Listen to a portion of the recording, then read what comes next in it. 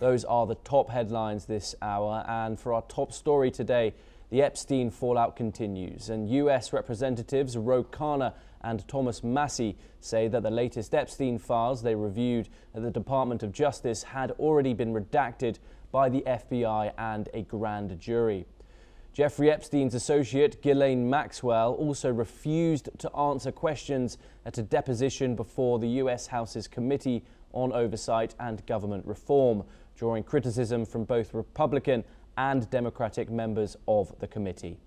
The Democrats on the committee also accused Maxwell of using the deposition to campaign for clemency from US President Donald Trump and called on the Republican president to rule out such a move.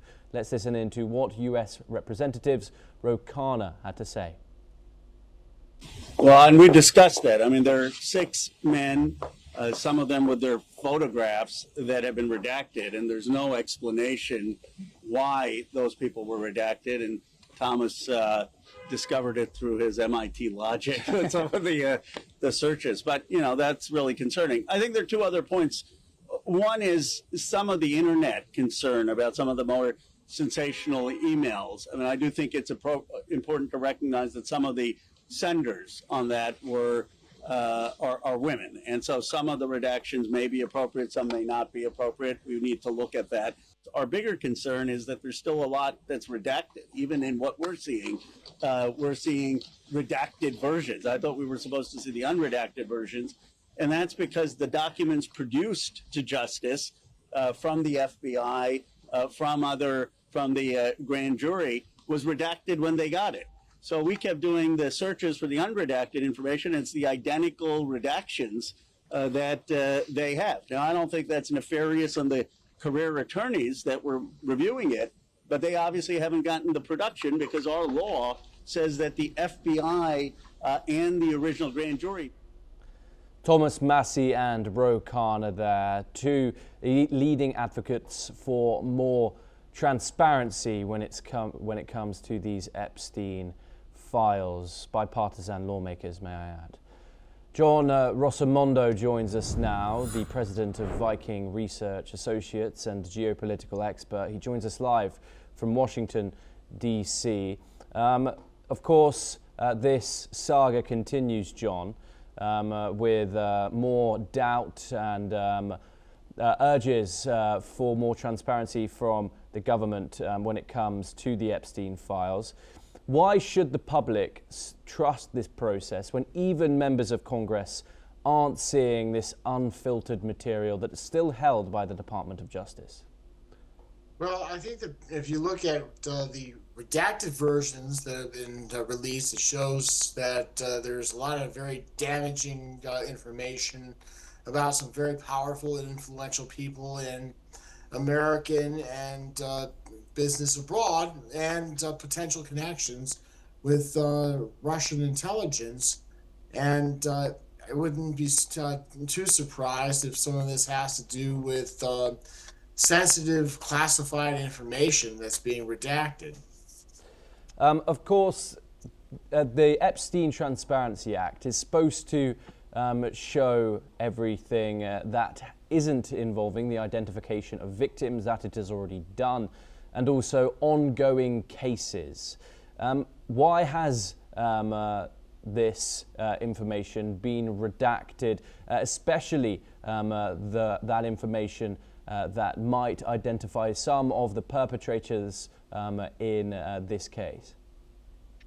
Well, I think that it's probably because a lot of these individuals are very powerful, and if it would suffer irreparable damage. And I think that it's the interest of the United States and the interest of the world for these people to be disclosed, because it shows a lot of criminal and corrupt activities. But does that warrant the redactions that have plagued the Epstein files and causing this massive public fallout? Well, I think that it depends on what the redactions are. I mean, if they're just basic things like addresses or so forth, unless it's like sources and methods, those are the only things that should be redacted. And how do you analyze the entire way in which these Epstein files have been released. Of course, the Department of Justice still say it's holding millions of documents that haven't been released to the public. Is this true transparency here? Well, I think that it needs to be looked at the fact that are all these documents of interest to the public? I mean, if they're just sort of mundane, like tax records or things that have no public interest, then I think those are the things that need to be separated between those and the ones that have public interest. Do you think these redactions suggest institutional failure?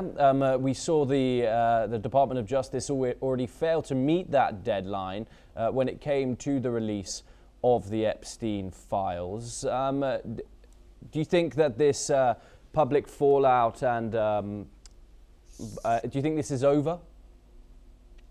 No, I don't think that's going to be over. I think there's going to be a lot of fallout still to come. I mean, you have people like Steve Bannon, former Trump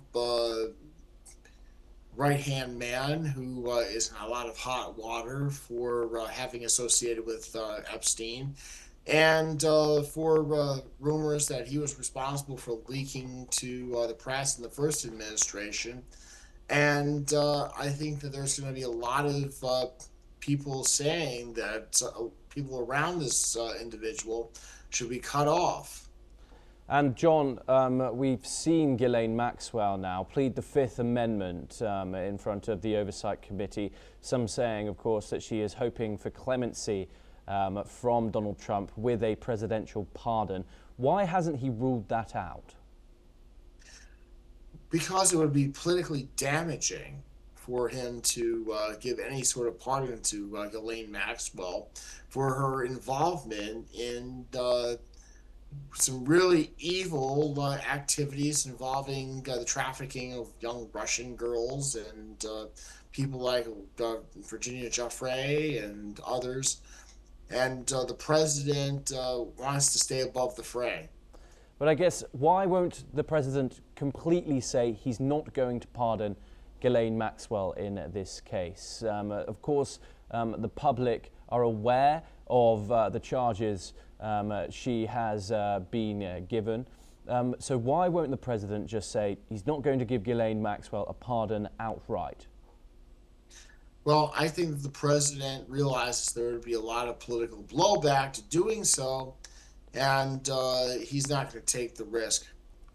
Okay, John Rossomando, thank you very much for joining us here on NewsX World. It's a great pleasure to talk to you. We now turn